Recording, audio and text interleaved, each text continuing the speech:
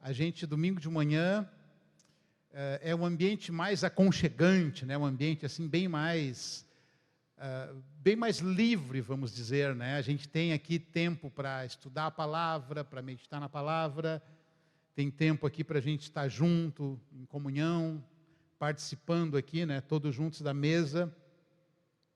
E esse é um momento muito, muito importante, né? E eu incentivo e encorajo você a ter esse momento também. Eu sei que a nossa semana, os nossos dias, eles são corridos, né?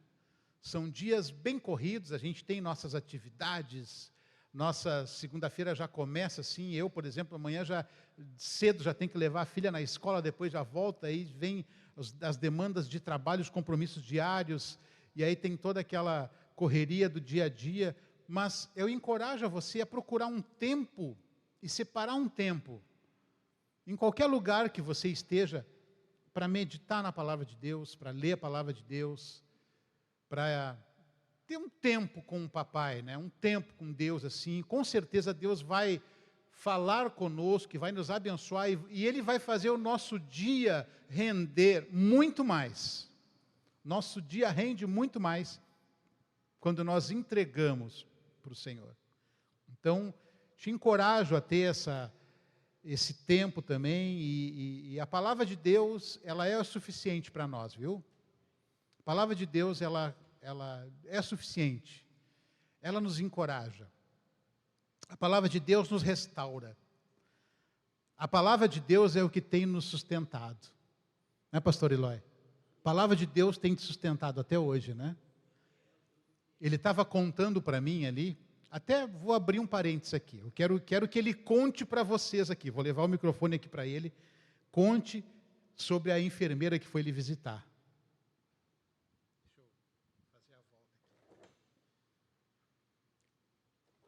Aí, todo mundo enxergando. Foram 50 dias de hospital. A minha filha testemunha disso. De repente, uma moça se aproximou de mim. Nunca vi na minha vida. Lá eu conhecia todas as enfermeiras lá. 50 dias lá, né?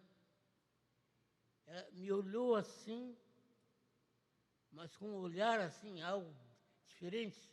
Eu digo, mas essa eu não conheço. 50 dias de hospital. Dizia, eu venho trazer um recado do meu Senhor para você.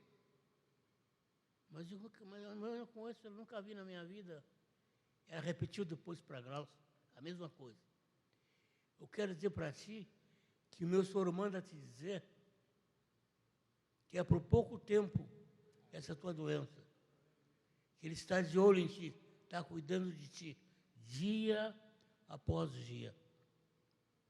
Mas com um olhar assim diferente, gracioso, que eu não vi coisa igual.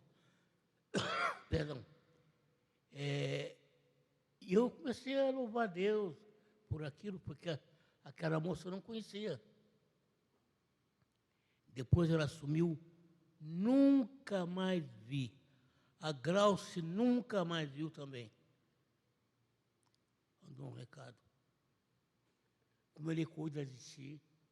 Irmão, como tu é importante diante de Deus.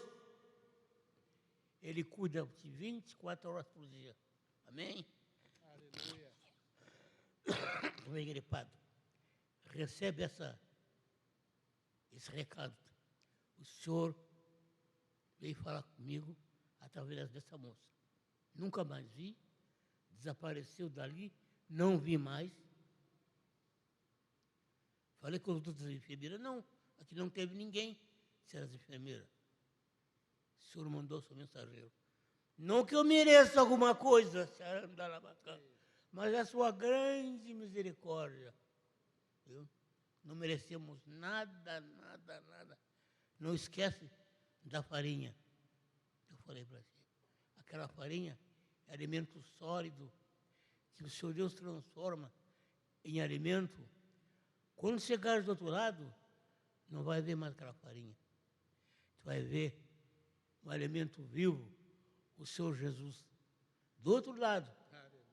Mas não é uma outra pessoa. o Senhor Jesus, esperando com o pão vivo dos céus. Amém?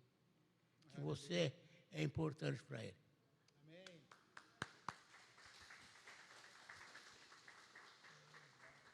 Aleluia. Viu como o Senhor não nos abandona em nenhum momento. Em nenhum momento. Em nenhum momento Ele está alheio ao que a gente está passando. Então, imagina tu, o pastor Eloy já estava lá 50 dias no hospital, já conhecia todo mundo, de repente apareceu uma enfermeira que ele nunca viu na vida e nunca mais viu depois. Era o Senhor falando com ele. E o mesmo recado dele para ele é por pouco tempo, e nós sabemos que é por pouco tempo. Aleluia.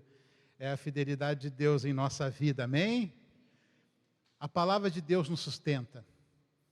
A palavra de Deus sustentou Elias, sustentou ele tanto tempo lá, né? A palavra de Deus sustentou. A palavra de Deus sustentou homens e mulheres em toda a história. A palavra falada, a palavra revelada, a palavra de Deus que vinha através dos profetas e que hoje nós temos o privilégio de ter a palavra de Deus aqui escrita para nós, documentada, registrada. Amém? Mas essa palavra, ela tem que sair do livro e ser impressa em nossos corações. Como a palavra de Deus que ele falou através do seu profeta Ezequiel, que ele nos faria uma troca. Ele trocaria um coração de pedra por um coração de carne. E escreveria a sua lei no nosso coração. Essa escrita da lei no nosso coração, essa impressão no nosso coração se vem através do nosso contato com a palavra de Deus, amém? E essa palavra, ela regenera, ela restaura, ela sustenta. E eu quero falar hoje um pouco com vocês sobre esse poder regenerativo da palavra de Deus. Esse poder restaurador da palavra de Deus. Sabe, quem é que nunca passou por um momento em que você para pensar e diz, puxa vida, como eu queria voltar no tempo, ter o privilégio de voltar uns anos atrás e fazer diferente do que eu fiz. Quem é que já pensou isso? Eu acho que todo mundo, né? Se eu pudesse voltar atrás e pudesse tomar essa atitude, essa decisão, essa escolha, porque tem momentos que a gente toma caminhos que mais tarde a gente vai descobrir que talvez não tenha sido o melhor caminho. E a gente olha para trás, puxa vida, como eu queria recomeçar, como eu queria uma oportunidade de voltar lá e consertar aquilo. Aí a gente começa a fazer exercícios mentais, né, sobre como seria isso. Puxa vida, e se eu pudesse? Qual momento da vida eu escolheria para voltar? Pensa assim, quando eu era adolescente, um filme fez muito sucesso. É claro que quando eu digo que quando eu era adolescente, estou falando de um tempo já decorrido, né? Esse ano, quando a gente começa a calcular a idade, é porque a gente já tem um tempo, né? Então, eu tenho que calcular. Esse ano eu vou fazer 53 anos, em agosto. E o que acontece?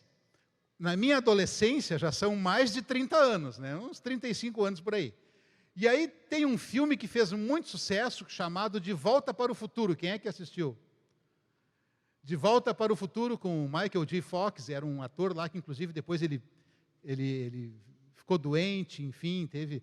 Mas esse não é o principal. O principal era que esse filme tratava de um senhor lá, um cientista, que inventou uma máquina do tempo, e a pessoa voltava no tempo para poder alterar alguma coisa. Ele voltava no tempo e ele podia intervir em algum fato, em alguma coisa. E aí quem é que nunca pensou nisso, né? Os mais antigos ainda, na época da TV preto e branco ainda, né? Teve uma época que quem tinha TV já era um privilegiado, né? E preto e branco era a TV que tinha. Logo depois é que veio a TV a cores, daí a coisa mudou, né, pastor Eli? Aí podia distinguir, né? Mas quando era preto e branco, tinha uma série muito antiga que também era chamada O Túnel do Tempo. Então ficava girando assim na tela da TV e tu ficava meio tonto olhando aquilo, era o túnel do tempo. E as pessoas voltavam também no tempo. Então o cara voltava e caía numa guerra, lá na guerra da secessão nos Estados Unidos, caía lá numa guerra lá do tempo de Napoleão, ou mais antigamente caía lá na guerra lá dos hebreus, ou seja, o cara caía em várias etapas da história e eles ficavam olhando aquilo. E quem nunca pensou assim, puxa vida, mas aquele momento, aquela decisão, se eu pudesse voltar, e aí a gente pensa, qual deles? Se você só tivesse uma vez, se você tivesse uma oportunidade, qual momento você escolheria? Já parou para pensar nisso? Talvez você escolhesse um momento de dificuldade. Vamos supor assim, puxa vida, eu queria voltar no tempo e poder avisar que ia acontecer aquele ataque terrorista das Torres Gêmeas. Eu queria poder voltar no tempo e avisar. Dizer, olha, tomem cuidado, esses aqui vão entrar no avião, vão sequestrar o avião. Mas, historicamente, seria legal, né? Mas a gente é muito egoísta, a gente quer mudar a nossa vida, né? Isso aí talvez mudasse o curso da história, mas a nossa vida, na nossa vida.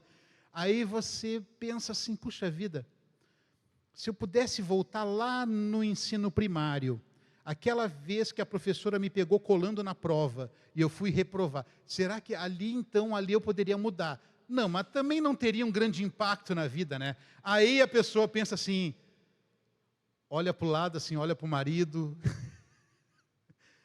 vai, se eu pudesse voltar lá atrás. Estou brincando. Eu sei que a maioria faria a mesma escolha, amém? Mas você pensa assim, puxa vida, naquele concurso que eu fiz, aquele concurso público que eu fiz, eu errei aquela questão que me desclassificou. Será que eu poderia voltar lá então? São exercícios que a gente faz, é ou não é? Por quê? Porque a gente tem a ideia de querer recomeçar, de querer refazer, reconstruir e fazer tudo de novo. Tomar uma água aqui. Eu quero dizer para você que isso é apenas uma elucubração, é uma ideia fantástica, mas isso não vai acontecer. Nós temos que cair na nossa realidade e perceber que tudo que nós estamos vivendo hoje, esse momento que você está vivendo hoje, seja ele bom, seja ele ruim, seja ele estável ou não, isso tudo é o resultado das nossas escolhas. É o resultado daquilo que a gente já fez. E a palavra de Deus diz que as misericórdias do Senhor, elas não têm fim. E diz mais, que elas se renovam a cada manhã. Elas se renovam. Então eu tenho uma notícia para te dar. Não é possível voltar lá em 1980, 70, 90, não é possível. Mas hoje de manhã, as misericórdias do Senhor se renovaram sobre a minha e sobre a tua vida. E tudo aquilo que nós fizemos, todas as nossas escolhas, todos os nossos atos e as nossas atitudes já estão marcados por essa misericórdia que se renovou hoje pela manhã.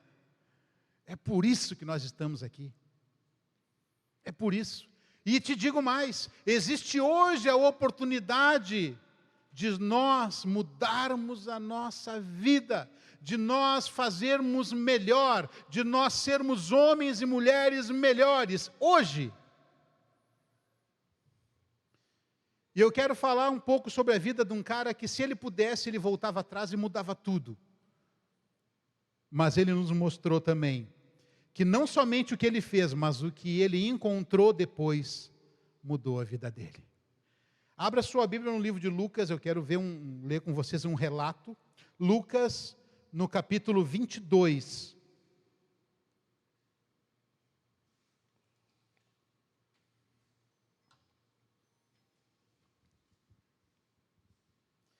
vamos ver um pouco sobre a vida de Pedro e um momento crucial na vida desse homem. Lucas 22, no versículo 54. Capítulo 22, versículo 54. Então, prendendo-o, levaram-no para a casa do sumo sacerdote. Aqui está narrando a prisão de Jesus. E Pedro o seguia de longe. Então Pedro estava seguindo ali, Jesus estava indo preso e Pedro estava ali espreitando, olhando para ver o que estava acontecendo. Pedro, ele fazia parte dos que estavam sendo perseguidos, mas ele estava, ao mesmo tempo que ele estava sendo perseguido, ele estava junto ali, vendo o que estava acontecendo. Então, acenderam uma fogueira no meio do pátio e sentaram-se juntos. E Pedro, chegando, sentou-se entre eles. Então, uma criada o viu sentado perto do fogo, fixou os olhos nele e disse: esse também estava com ele. Mas Pedro negou, dizendo: mulher, eu não conheço. Dali a pouco, outra pessoa o viu e disse: tu também é um deles. Mas Pedro falou: homem, não sou. E tendo passado quase uma hora, outro afirmou: é claro que esse também estava com eles, pois é galileu. Mas Pedro respondeu: homem, não sei o que está dizendo. Imediatamente, enquanto ele ainda estava falando, o galo cantou. Então, o Senhor, virando-se, olhou para Pedro, e Pedro lembrou-se da palavra que o Senhor lhe havia falado: hoje, antes que o galo cante, 3 vezes me negarás. Pedro, então, saindo dali, chorou amargamente. Olha só, que momento crucial, que momento difícil e que momento importante que Pedro viveu naquela hora. Pedro participou desde o início, desde o chamado de Jesus, testemunhou seus milagres, testemunhou o seu ensino, testemunhou as curas, testemunhou a ressurreição. A própria sogra de Pedro foi curada pelo Senhor. Alguns dizem que foi por causa disso que ele negou Jesus, né? Mas olha só, Pedro testemunhou tudo isso e ele fazia parte daquilo, ele estava junto na perseguição. No momento que foram prender Jesus, o que Pedro fez? Pedro pegou uma espada e cortou a orelha do soldado. O que Jesus fez ali? Não, Pedro. Aí Jesus deve ter dito assim, para Pedro, Pedro, para. E aí Jesus pegou a orelha e disse: está vendo essa orelha aqui? Botou de volta, colou de novo. Fez uma cirurgia plástica ali na hora, colou a orelha do soldado. Aquele soldado com certeza não foi mais o mesmo. Aquele soldado com certeza viu que ele estava prendendo o Rei da Glória, porque ninguém poderia fazer isso. Aquele soldado, naquela hora eu tenho certeza que esse soldado se converteu. Mas ordens são ordens e Jesus foi levado preso.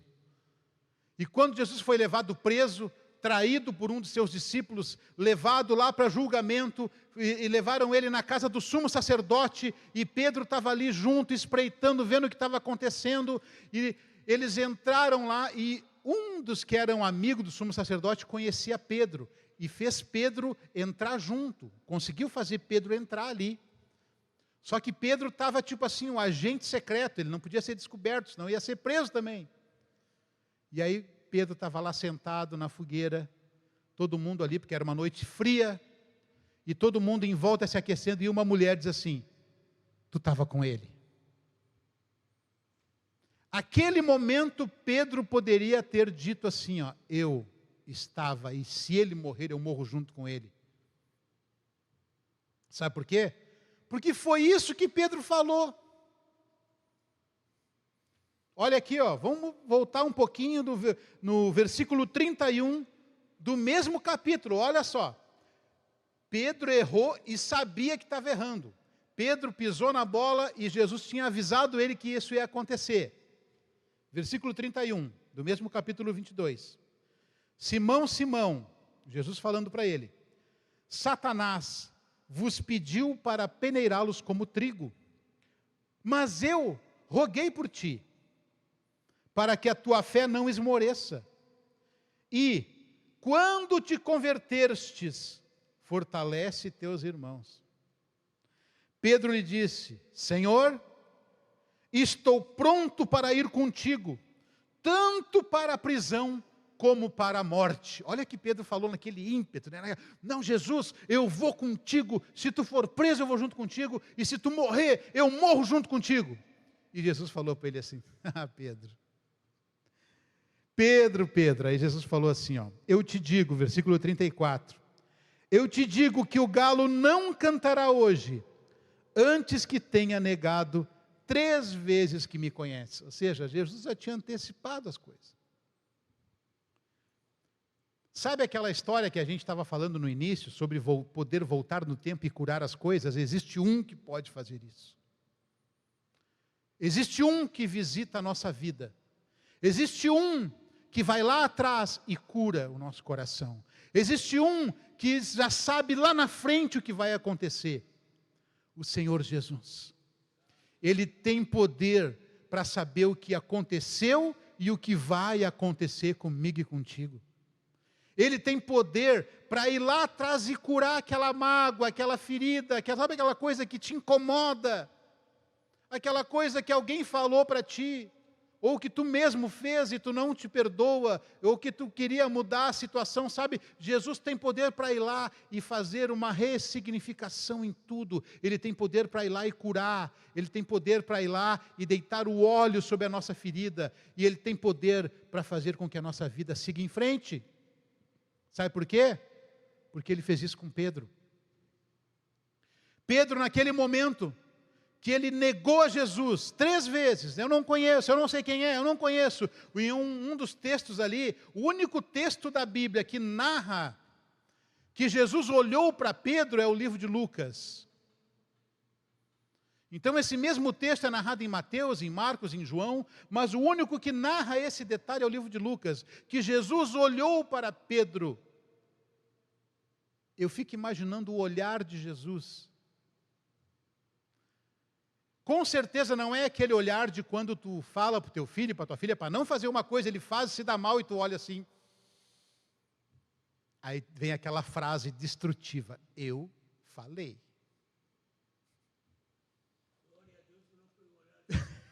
Não foi de condenação, né, pastor Eloy? Não foi aquele olhar assim, ó, eu te avisei. E a gente é campeão de fazer isso, né? Também não deve ter sido aquele olhar dizendo assim, ó, Pedro, que decepção, não esperava isso de ti. Não foi esse olhar também. Sabe que o olhar comunica. Fico eu imaginando que esse olhar foi o olhar de amor.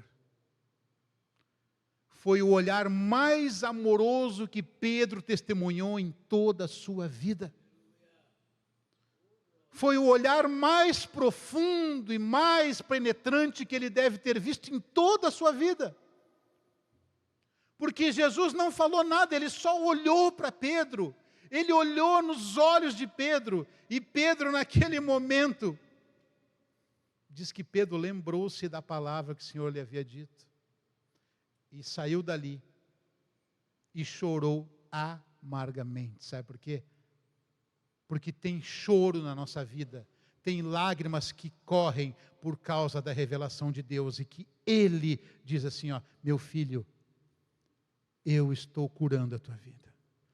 Aquele choro de Pedro, que ele chorou, aqui diz que foi um choro amargo, mas foi um choro restaurativo, foi um choro de quem foi perdoado, porque Jesus olhou para ele com aqueles olhos de amor, aqueles olhos profundos, e Pedro não pôde resistir. Oh Jesus, que esse olhar nos encontre, Senhor, que esse olhar nos encontre a cada dia, Pai. Ei, Jesus, esse olhar.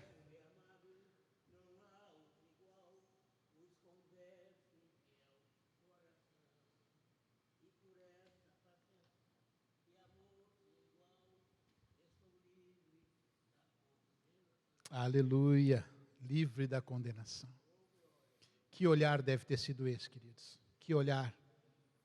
Que olhar. Mas isso é um capítulo à parte.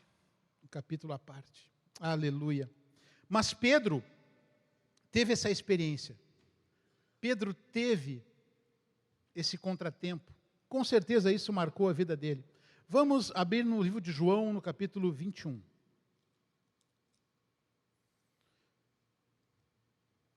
Aqui a gente falou sobre o fato, o trauma. E nós vamos ler aqui um texto que fala, esse é um texto restaurativo, é um texto de restauração, é um texto de cura, é um texto que nos leva à experiência com Deus, de como Deus nos trata quando nós erramos, quando nós pisamos na bola, quando nós o traímos, quando nós o negamos. No capítulo 21, vamos ler a partir do versículo 1, que diz assim: depois disso, Jesus apareceu outra vez aos discípulos. Aqui nós estamos falando já, esse texto relata um tempo já posterior, onde Cristo já tinha sido crucificado, onde ele já tinha passado por todo aquele calvário, onde ele já tinha sido esbofeteado, marginalizado, tinham cuspido na cara dele, tinham feito de tudo, ele tinha sido morto, mas ele tinha ressuscitado, ele já havia ressuscitado. E nessa ressurreição ele estava se revelando novamente aos discípulos, e aqui narra um fato aqui no mar de Tiberíades, ali no mar da Galileia, e diz assim, que depois disso, Jesus apareceu outra vez aos discípulos, junto ao mar de Tiberíades, do seguinte modo: estavam juntos Simão Pedro, Tomé, chamado Dídimo, Natanael de Caná da Galileia, dos filhos de Zebedeu, e outros dos seus discípulos. E Simão Pedro lhes disse: vou pescar. Eles responderam: nós também vamos contigo. Então foram e entraram no barco, mas naquela noite nada apanharam. Mas logo ao amanhecer, Jesus estava na praia. Todavia, os discípulos não sabiam que era ele. E disse-lhes então Jesus: filhos, não tem nada para comer? E eles responderam: não. E ele lhes disse: lançai a rede à direita do barco e achareis. Então lançaram a rede e não conseguiram puxá-la por causa da grande quantidade de peixes. Então, aquele discípulo a quem Jesus amava disse a Pedro: é o Senhor. Ouvindo Simão Pedro que era o Senhor, amarrou sua túnica à cintura, porque estava despido, e lançou-se ao mar. Mas os outros discípulos vieram do barquinho, arrastando a rede com os peixes, porque estavam a cerca de apenas 200 côvados da terra. Ao desembarcarem, viram ali pão e um peixe sobre brasas. E Jesus lhes disse: trazei algum dos peixinhos que apanhaste. E Simão Pedro entrou no barco e puxou a rede para a terra, cheia de 153 peixes grandes. Apesar de tantos peixes, a rede não se rompeu. E Jesus lhes disse: vinde, comei. E nenhum dos discípulos ousava perguntar-lhe: quem és tu? Pois sabiam que era o Senhor. Aleluia. Jesus, aproximando-se, tomou o pão e deu a eles, e fez o mesmo com o peixe. Essa foi a terceira vez que Jesus apareceu aos seus discípulos, depois de ter ressuscitado dentre os mortos. Versículo 15. Depois de terem comido, Jesus perguntou a Simão Pedro: Simão, filho de João, tu me amas mais do que estes? E ele respondeu: sim, Senhor, tu sabes que eu te amo. E Jesus lhe disse: cuida dos meus cordeiros. E Jesus voltou a perguntar-lhe: Simão, filho de João, tu me amas? E ele respondeu: sim, Senhor, tu sabes que eu te amo. Jesus lhe disse: pastoreia as minhas ovelhas. E pela terceira vez lhe perguntou: Simão, filho de João, tu me amas? E Pedro entristeceu-se por lhe ter perguntado pela terceira vez: tu me amas? E respondeu-lhe: Senhor, Tu sabes de todas as coisas e sabes que te amo.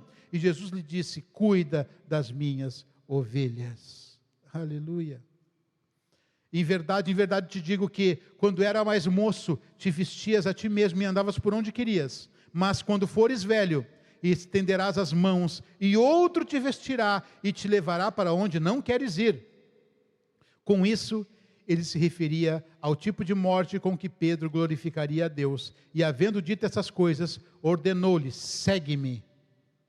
E Pedro, virando-se, viu que acompanhava o discípulo a quem Jesus amava, o mesmo que havia sentado perto com Jesus durante o jantar, e perguntara quem o trairia. Ali já narra uma cena, queridos. Esse texto narra quando Jesus apareceu pela terceira vez aos discípulos, quando ele se revelou para eles na praia. Eles passaram a noite toda e não pescaram nada. E interessante, né? Que quando a gente acha que Deus nos abandonou, e quando a gente pensa que a nossa ofensa, o nosso pecado é tão grande, que nós não merecemos nada, qual foi a ideia que eles tiveram? Que Pedro, principalmente, né? Pedro tinha uma liderança natural. Pedro era aquele tipo de pessoa que tomava as decisões e as outras pessoas iam atrás daquilo que ele tomava. E Pedro teve a ideia: vou pescar. Por quê? Ele voltou a fazer aquilo que ele fazia antes.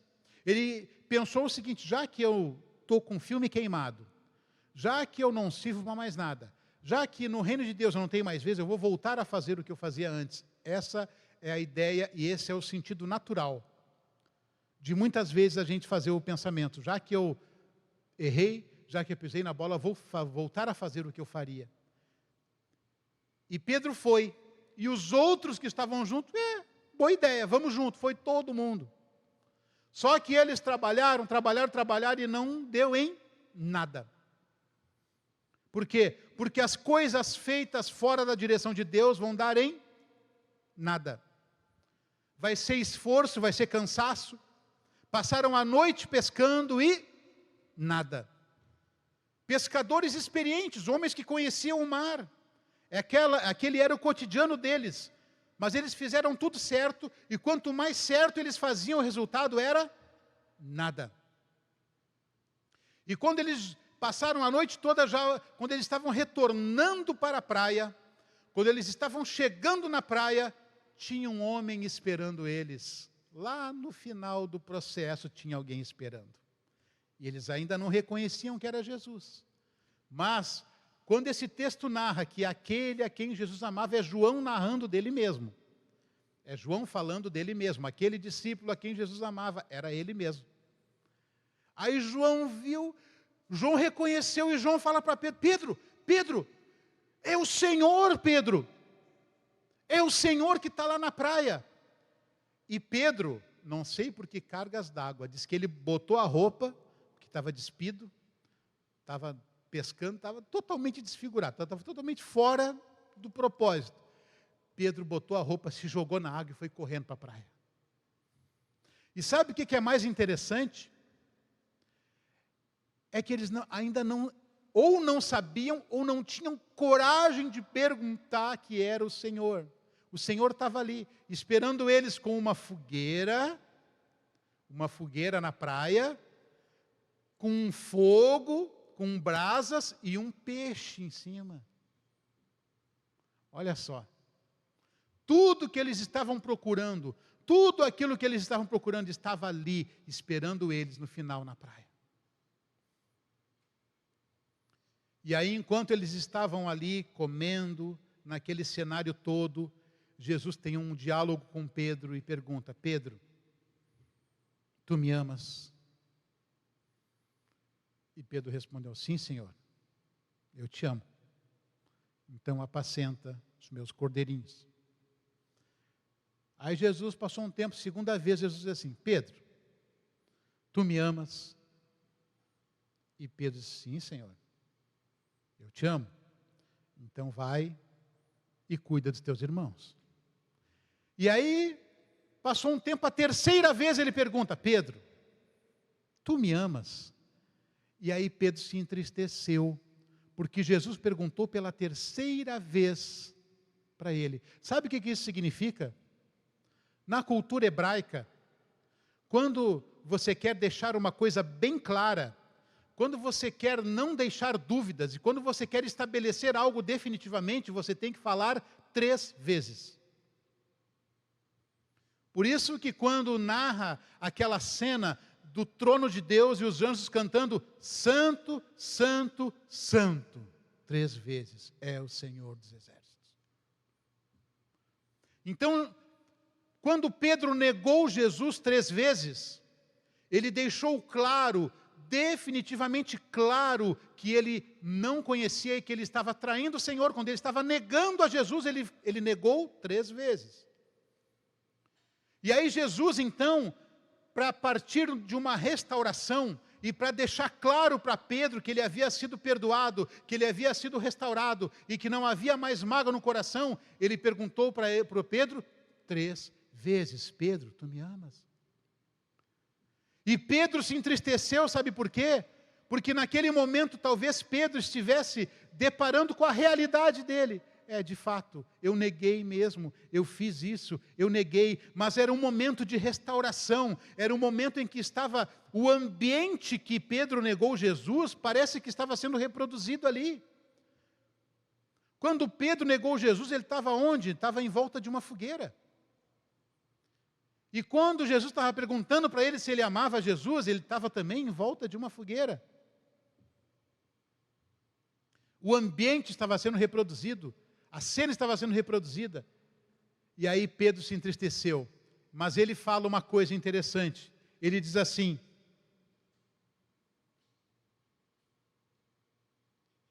Pedro diz assim, lá no versículo 17.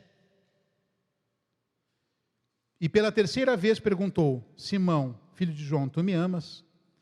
Pedro entristeceu-se por lhe ter perguntado pela 3ª vez: tu me amas? E respondeu-lhe: Senhor, tu sabes de todas as coisas e sabes que eu te amo.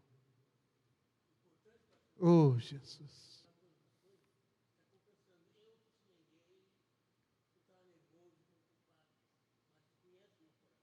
Isso mesmo.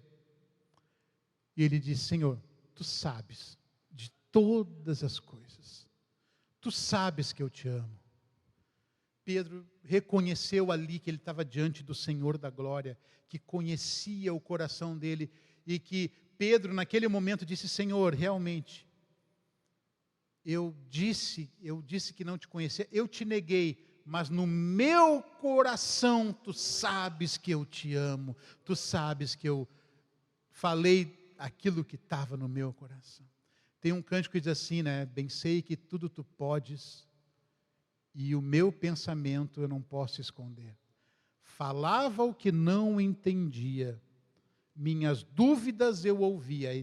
Um texto falando de Jó, quando ele diz assim, ó, eu falava o que eu não entendia. Ou seja, Jó, a um certo tempo, ele disse assim, ó, Senhor, eu te conhecia de ouvir falar, mas agora meus olhos te veem. Meus olhos te veem. E João parece que está reproduzindo isso, dizendo: Senhor, tu sabes de todas as coisas, tu sabes que eu te amo. Tu sabes que eu te amo.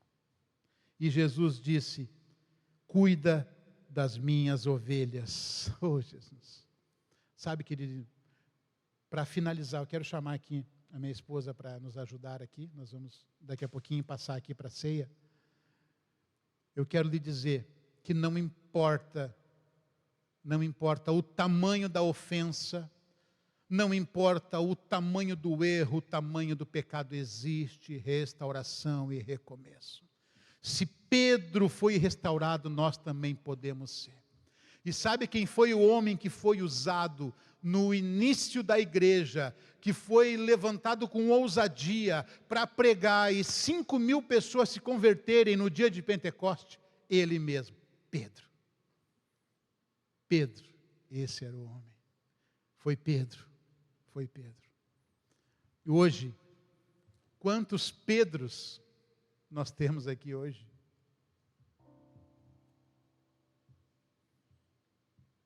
Quantas vezes a gente quer recomeçar? Quantas vezes a gente tem dúvida em nosso coração?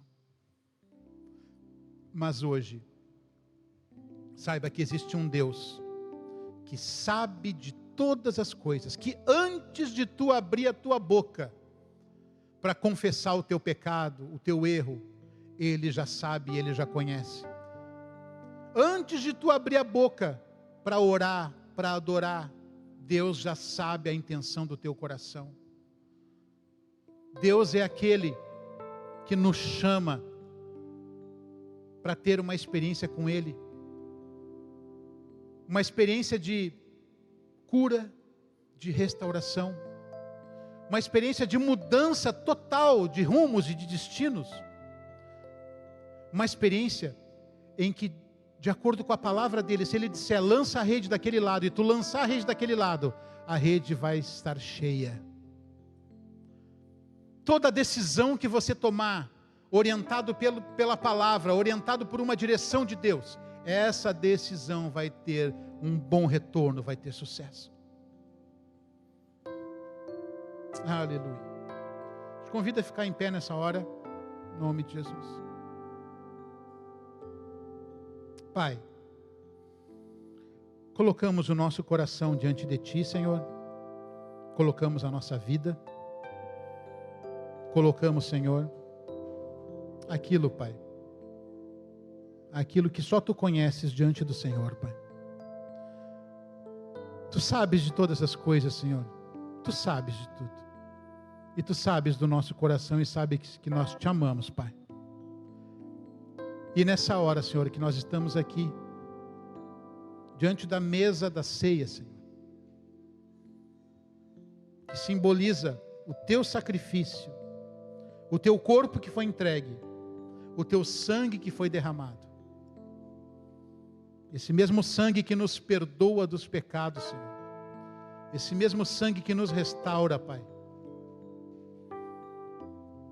Nós estamos aqui entregando a nossa vida e o nosso coração ao Senhor, Pai. Ao Senhor.